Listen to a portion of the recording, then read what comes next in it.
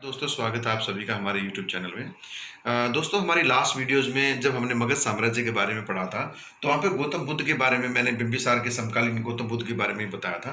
तो आज का हमारा जो पूरा फोकस रहेगा वीडियो, ये पूरा महात्मा बुद्ध की ज़िंदगी के बारे में रहेगा, उनके जीवन काल के बारे में रहेगा, उनकी जीवनी के बारे में रहेगा।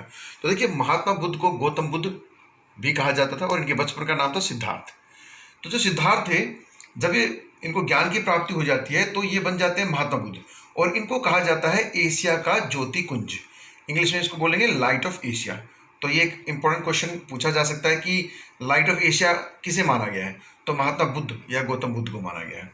ठीक है, तो महात्मा बुद्ध के लाइफ पर के बारे में अगर हम बायोग्राफी की बात करें तो सबसे पहले इनका इनका जो है डेट ऑफ बर्थ क्या है, इनका जन्म कब हुआ था। तो महात्मा बुद्ध, जिनके बचपन में सिद्धार्थ था, सिद्धार्थ का जन्म कपिल वस्तु के लुम्बिनी वन में। कपिल वस्तु कहाँ पर है? बिहार और नेपाल के बॉर्डर पर जो वज्जी साम्राज्य था, उसकी राजधानी वैशाली, वैशाली के पास समीप जो है कपिल वस्तु है।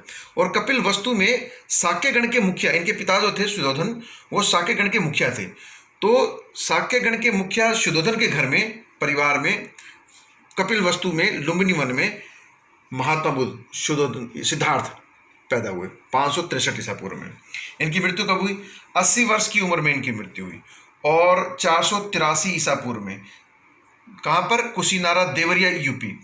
देखिए, यूपी में जो गोरखपुर के आसपास का क्षेत्र है ना, जब मैंने मल्ल महाजनपद के बारे में जब आपको बताया था, तो मैंने आपको लोकेशन, ज्योग्राफिकल लोकेशन बताई थी गोरखपुर की और कुशीनारा की। तो वहाँ कुशीनारा में इनकी मृत्यु हुई थी 80 वर्ष की उम्र में, 483 ईसा पूर्व में, बीसी में। इनके पिता का नाम सुयोधन, साक्यगण के मुखिया थे कपिल वस्तु में। इनकी माता, इनकी जो रियल मदर थी, उनका नाम था माया देवी। लेकिन दोस्तों, इनकी जो माँ थी माया देवी, इनको जन्म देने के 7 दिन के बाद में उनकी डेथ हो गई थी, उनकी मृत्यु हो गई थी। तो इनका लालन पालन जो है इनकी मौसी जी ने किया था, जो इनकी सौतेली माँ थी। उसको उनका नाम था प्रजापति गौतमी। तो प्रजापति गौतमी ने इनका लालन पालन किया था, इसलिए इनके नाम के आगे, इनकी माता के नाम का जो एक गौतमी वर्ड है, ये इनके नाम के आगे लगता है। इसलिए इनको बुद्ध, तो ज्ञान की प्राप्ति के बाद इनको बुद्ध कहा गया, और गौतम इनकी माँ के नाम के, माता के नाम के पीछे का गौतमी यहाँ पे लगा दिया गया। तो इसलिए कई बार हम महात्मा बुद्ध को गौतम बुद्ध भी कहते हैं। ठीक है, इनकी पत्नी, देखिए 16 वर्ष की आयु में इनकी शादी हो गई थी, और इनकी पत्नी का नाम था यशोधरा। इनका एक बेटा भी था, राहुल। लेकिन क्या हुआ, एक बार, क्योंकि ये भी एक राज परिवार से ही बिलोंग करते थे, तो एक बार जब कपिल वस्तु में ये भ्रमण कर रहे थे, आचरण कर रहे थे जो है, तो इन्होंने रास्ते में 4 तरह की जो है स्थितियों को देखा। एक तो इन्होंने देखा बूढ़ा व्यक्ति, उसके बाद इन्होंने देखा एक बीमार व्यक्ति, तीसरा फिर इन्होंने देखा एक शव को देखा, एक मरे हुए व्यक्ति को देखा। और फिर बाद में जब ये घूमते रहे कपिल वस्तु में, तो आखिर में इन्होंने क्या देखा? इन्होंने देखा कुछ सन्यासियों को देखा, सन्यासी जीवन को देखा। तो इन चारों जीवन की अवस्थाओं को देखने के बाद में महात्मा बुद्ध यानी सिद्धार्थ के मन में बहुत सारे प्रश्न उत्पन्न हुए, सामाजिक संरचना को लेकर के, सामाजिक आडंबरों को लेकर के।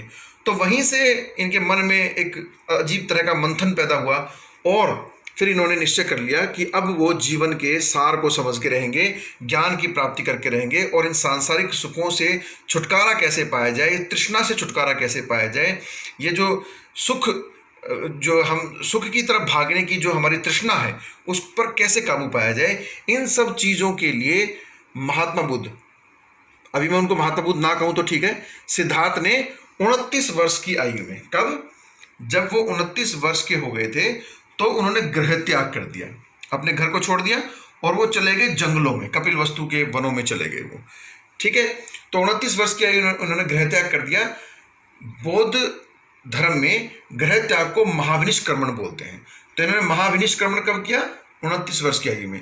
तो देखिए, इनका जन्म 563 में हुआ था, और 29 वर्ष की आयु में गृह त्याग किया। तो कब किया इन्होंने? 534 ईसा पूर्व में इन्होंने गृह त्याग कर दिया। उसके बाद 6 वर्ष की, दोस्तों 6 वर्ष की कठिन तपस्या के बाद, 6 वर्ष की कठिन तपस्या के बाद इनको ज्ञान की प्राप्ति हुई। इन्होंने कहाँ पर जो है तपस्या की, या साधना कहाँ पर की? तो देखिए, अपने घर को छोड़ने के बाद में ये लुम्बिनी वन से जब निकल रहे थे, कपिल वस्तु के लुम्बिनी वन से निकलते हुए, जब उर्वेला, एक गांव है बिहार में, गांव है उर्वेला, फल्गु नदी, निरंजना नदी के किनारे। देखिए बिहार में एक जगह है गया, बिहार में एक जगह है गया, गया के पास, गया जो है वो फल्गु नदी के किनारे पे बसा हुआ है। फल्गु नदी, फल्गु नदी को प्राचीन काल में निरंजना नदी भी बोलते थे, निरंजना। तो इस निरंजना नदी के तट पर गया में ये रुके और वहां पर एक गांव था उरुवेला, उरुवेला एक गांव था। इस उरुवेला गांव में जब ये पहुंचे तो वहां पर इनको साधना करते हुए 5 व्यक्तियों से इनकी मुलाकात हुई, यही कि 5 साधुओं से उनकी मुलाकात हुई। उन साधुओं के नाम क्या हैं? कौंडिन्य, वप्पा, भादिया, महानामा और असागी। देखिए मैं यहाँ पे आपके सामने लिख देता हूँ। इन 5 साधकों से यानी साधुओं से इनकी मुलाकात हुई। कहाँ पर मुलाकात हुई? फल्गु नदी के किनारे, निरंजना नदी के किनारे एक उरुवेला गांव है। कहाँ पर? गया। गया एक शहर है बिहार में। तो यहाँ इनकी मुलाकात होती है कौंडिन्य,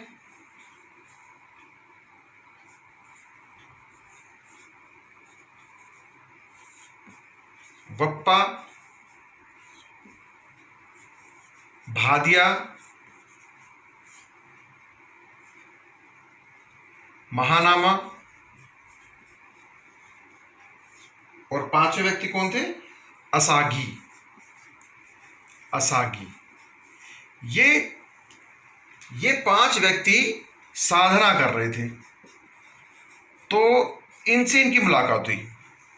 इनसे विचार विमर्श करने के बाद में इनको काफ़ी, ये इनके ग्रुप में यानी इनके संगति में आ गए और इन्होंने अपनी यहाँ से फिर साधना शुरू की। देखिए इनके 2 गुरु थे। महात्मा बुद्ध को बौद्धिक जो ज्ञान अर्जित हुआ तो उन्होंने 2 गुरुओं से ज्ञान की पहले जो है ना अध्ययन किया, इन्होंने वहाँ से शिक्षा ग्रहण की। सबसे पहले वैशाली के अलार कलाम से इन्होंने सांख्य दर्शन का ज्ञान प्राप्त किया, सांख्य दर्शन।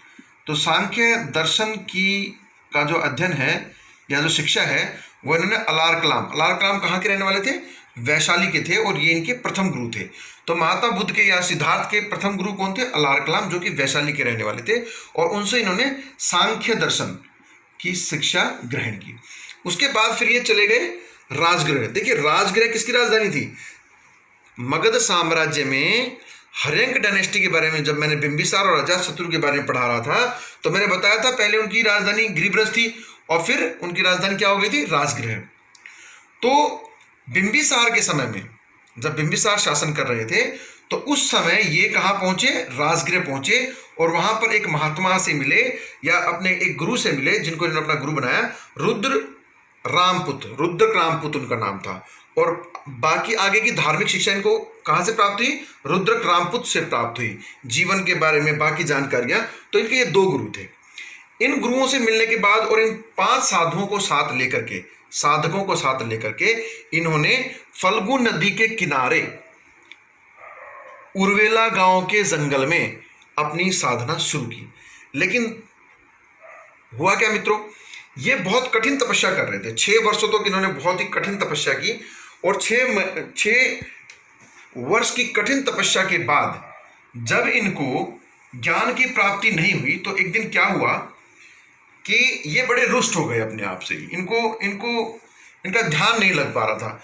महात्मा बुद्ध को लग रहा था कि ऐसे ज्ञान की प्राप्ति नहीं हो सकती है। कठिन तपस्या करके भी भूखे प्यासे 6 वर्षों तक ना तो इन्होंने जल ग्रहण किया और ना इन्होंने अन्न ग्रहण किया। तो 6 वर्षों की कठिन तपस्या के बाद भी इनको ज्ञान प्राप्त नहीं हो रहा था। तो एक दिन क्या हुआ, यहाँ एक महिला यहाँ से गुजर रही थी तो वो किसी धार्मिक अनुष्ठान के लिए जा रही थी और उनके पास थी, क्या थी उनके पास खीर थी, खीर, दूध से बनी हुई खीर, ठीक है, जिसको इंग्लिश में बोलेंगे क्या? Milk rice. तो इनके पास जो है ये महिला जो थी, क्या नाम बताया मैंने आपको? सुजाता। इस महिला का नाम था सुजाता। तो ये एक महिला थी सुजाता जो यहाँ से किसी धार्मिक अनुष्ठान के लिए जा रही थी। उनकी मुलाकात महात्मा बुद्ध से हुई। अब महात्मा बुद्ध बड़े परेशान, सुजाता उनसे मुलाकात करती है और उनसे पूछती है कि महात्मा आपकी परेशानी का सबब क्या है? तो इन्होंने बताया कि मैं इतने सालों से बिना अन्न जल ग्रहण किए इतनी तपस्या कर रहा हूँ और मुझे जो चाहिए वो मेरी तृष्णा नहीं मिट रही है और मैं इस सांसारिक सुखों से छुटकारा पाने का जो मोक्ष का रास्ता है वो नहीं ढूंढ पा रहा हूँ, मैं बड़ा परेशान है महात्मा बुद्ध यहाँ पे। तो फिर क्या हुआ, इस महिला ने, सुजाता ने, इनको खीर जो है अर्पित की। इन्होंने बोला कि आप जो है ये खीर खा लीजिए, और इसको खाने के बाद में देखिए, कठिन तपस्या करने से ज्ञान प्राप्त नहीं होगा, आपको ध्यान लगाइए। ये कोई जरूरी नहीं है कि आप भूखे प्यासे रह करके ये सब कर रहे हैं, आप तपस्या कर सकते हैं, आप बीच का रास्ता अपनाइए। तो देखिए, जो बुद्धिस्ट जो रिलीजन है वो मिडिल पाथ को मानने वाले लोग हैं, यानी वो बिल्कुल भी अन्न जल को छोड़ करके भूखे प्यासे रह करके व्रत रखने की प्रथा को वो नहीं मानते। तो महात्मा बुद्ध ने भी यही किया। उन्होंने क्या किया कि तपस्या तो की जाएगी, लेकिन अन्न जल को ग्रहण किया जाएगा।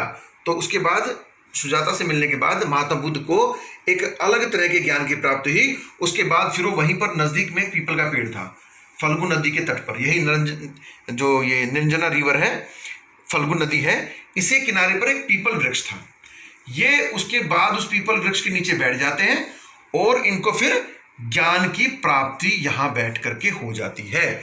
तो यही पीपल का वृक्ष फिर जो गया में पीपल का वृक्ष है, कहां पर था, गया में फल्गु नदी के किनारे, निरंजना नदी के किनारे जो पीपल वृक्ष था उसको कहा गया फिर बोधि वृक्ष। क्या कहा गया, बोधि वृक्ष कहा गया। और गया को अब क्या कहा जाने लगा, जब महात्मा बुद्ध को यहां पर ज्ञान की प्राप्ति हुई तो बोध गया, इस क्षेत्र को जहां पर महात्मा बुद्ध को ज्ञान की प्राप्ति हुई, अब इस गया को कहा जाने लगा बोध गया, बोध गया। और इस वृक्ष को, पीपल के वृक्ष को क्या कहा जाने लगा, बोधि वृक्ष। तो इस प्रकार अगर क्वेश्चन पूछा जाता है कि महात्मा बुद्ध को या सिद्धार्थ को ज्ञान की प्राप्ति कहां हुई, देखो ज्ञान प्राप्ति के बाद ही इनको महात्मा बुद्ध कहा गया, उससे पहले इनका नाम सिद्धार्थ था। तो सिद्धार्थ को निरंजना फल्गु नदी के तट पर उर्वेला गांव में, कहां पे, उर्वेला गांव में, और ये कहां पर है, गया में है, बिहार में। वहां इनको पीपल के वृक्ष के नीचे, जिसे हम बोधि वृक्ष बोलते हैं, वहां इनको ज्ञान की प्राप्ति हुई। अब ज्ञान प्राप्त होने के बाद इन्होंने अपना सबसे पहला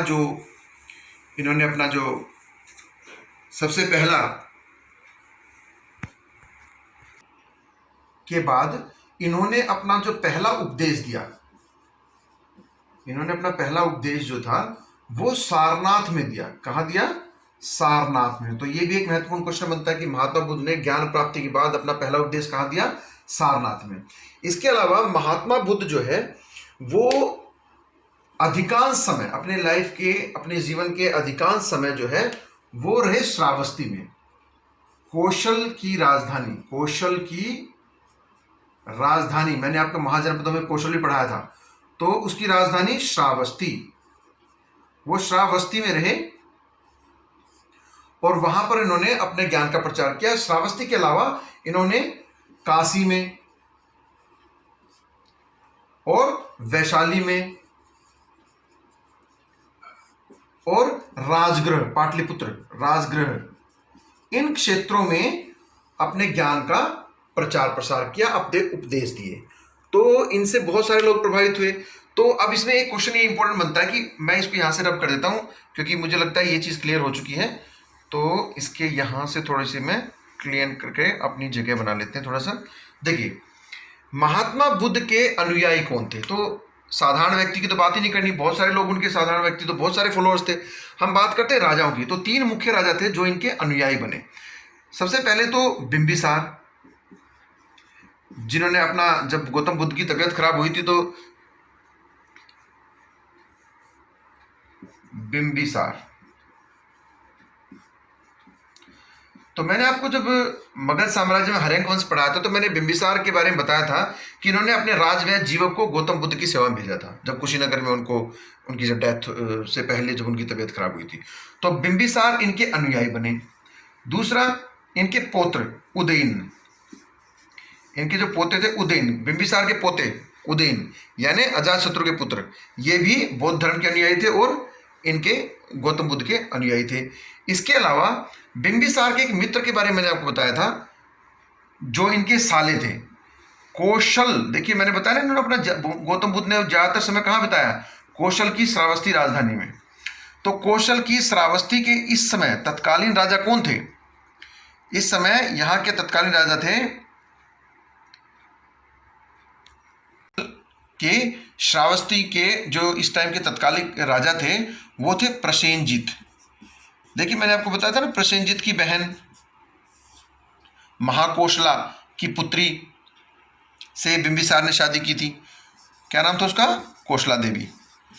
तो ये बिंबिसार की एक पत्नी थी कोशला देवी, जो कि कौशल महाजनपद की राजकुमारी थी, प्रसेनजीत की बहन थी और महाकौशल की पुत्री थी। तो ये कौशल जो नगर था, इसके जो राजा थे प्रसेनजीत, वो ये तीन लोग बिंबिसार, उदयन और प्रसेनजीत, ये तीन जो राजा थे वो महात्मा बुद्ध के अनुयायी बने। उसके बाद महात्मा बुद्ध ने जिस बुद्ध धर्म को चलाया वो बाद में बहुत फेमस हुआ और बहुत सारे क्षेत्रों में, आज देखिए चाइना में, इंडोनेशिया में, बर्मा में, कोरिया में, बहुत सारे देशों में बौद्ध धर्म, श्रीलंका में बौद्ध धर्म को अपनाया लोगों ने। वहाँ पे बौद्ध धर्म, हिंदुस्तान में इस धर्म का जो उत्थान हुआ और देखिए दुनिया के, एशिया के बहुत सारे क्षेत्रों में फैल गया और आज बौद्ध धर्म हिंदुस्तान के साथ साथ और भी अन्य क्षेत्रों में, अन्य देशों में फॉलो किया जाता है बुद्धिज्म।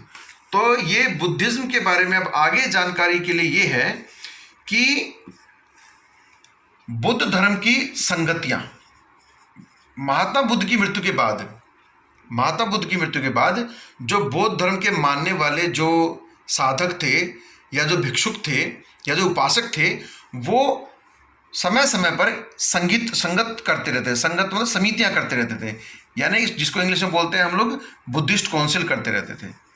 और इस बुद्धिस्ट काउंसिल में वो लोग क्या करते थे, यहाँ पर वो लोग एकत्रित होकर के समाज की बुराइयों के बारे में और उनकी क्वेश्चंस की सॉल्यूशंस, आंसर्स निकालने के लिए बातें की जाती थी। तो महात्मा बुद्ध की मृत्यु के बाद में कुल 6 ऐसी समितियां हुई या संगति हुई या बुद्धिस्ट काउंसिल हुई, जिसमें से चौथी संगति के बाद,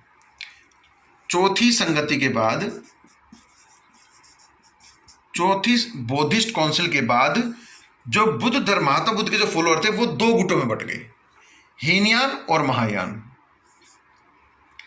हीनयान और महायान। तो ये महात्मा बुद्ध ने जिस धर्म को चलाया, अब उसके 2 सेक्ट हैं, यानी 2 शाखाएं हैं। हीनयान, कुछ लोग हीनयान को पालन करते हैं, कुछ लोग महायान को पालन करते हैं। तो यहाँ तक महात्मा बुद्ध के बारे में ये महत्वपूर्ण चीज़ें हैं। इसके अलावा इस बुद्धिज्म में एक चीज़ और इम्पोर्टेंट है। देखिए जो तिब्बत का एरिया है, भारत के उत्तर में जो तिब्बत का क्षेत्र है, तिब्बत का जो क्षेत्र है और नेपाल का जो क्षेत्र है, यहाँ पर बुद्ध धर्म को के प्रचार के लिए, बुद्ध धर्म का प्रचार किसने किया? तो यहाँ पे बुद्ध धर्म का प्रचार किया था ऋषि ऋणपंच ने।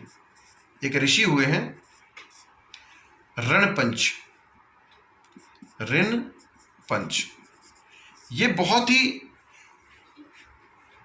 प्रसिद्ध ऋषि हैं, मुनि हैं, जो बौद्ध धर्म के जो है फॉलोअर थे और तिब्बत में और नेपाल में बौद्ध धर्म के प्रचार के लिए इनको जो है उसका क्रेडिट दिया जाता है। ठीक है, तो ऋणपंच ने, अब ऋणपंच की हिमाचल में 123 फीट ऊंची एक मूर्ति बनी हुई है। ये भी एक क्वेश्चन है कि ऋणपंच की मूर्ति कहाँ पे है। 123 फीट ऊंची ऋणपंच की मूर्ति कहाँ पर है? हिमाचल में है। इसके बारे में जाना, तो इसमें एक चीज जो इंपॉर्टेंट बसती है वो है कि इन बुद्धिस्ट काउंसिल का टाइम पीरियड आपको पता होना चाहिए, और जो बुद्धिस्ट काउंसिल हुई थी उनमें कौन प्रेसिडेंट था उस टाइम पे, ये हमें याद होना जरूरी है। तो अब हमारा जो है इस टॉपिक का जो लास्ट जो इंपॉर्टेंट चीज़ जो मैं आपको बताना चाहता हूँ, वो बौद्ध जो संगति हुई है, बौद्ध संगति या समिति जो हुई है, संगति, उनके बारे में बताना जरूरी है। देखिए भारत में 4 बौद्ध संगतियाँ हुई हैं अलग अलग कालखंड में। एक तो महात्मा बुद्ध की मृत्यु के बाद 483 में जब महात्मा बुद्ध की मृत्यु हुई थी, तो इनके राजगृह में, इनकी मृत्यु के बाद राजगृह में जो है अजातशत्रु ने बौद्ध संगति कराई थी। तो इस समय राजगृह में जब अजातशत्रु ने प्रथम बुद्धिस्ट काउंसिल कराई थी, तो इसका करने वाला कौन जो था, गुरु कौन था? तो वो थे, किनकी अध्यक्षता में हुआ था? महाकश्यप। तो महाकश्यप, तो ये साधक थे जिनकी अध्यक्षता में राजगृह में अजातशत्रु ने पहली बुद्धिस्ट काउंसिल कराई थी। कौन था इसका प्रेसिडेंट? इसका अध्यक्ष किसको बनाया गया था? महाकश्यप को। इसके ठीक 100 साल के बाद में 383 बीसी में, बीसीई कहें या बीसी कहें,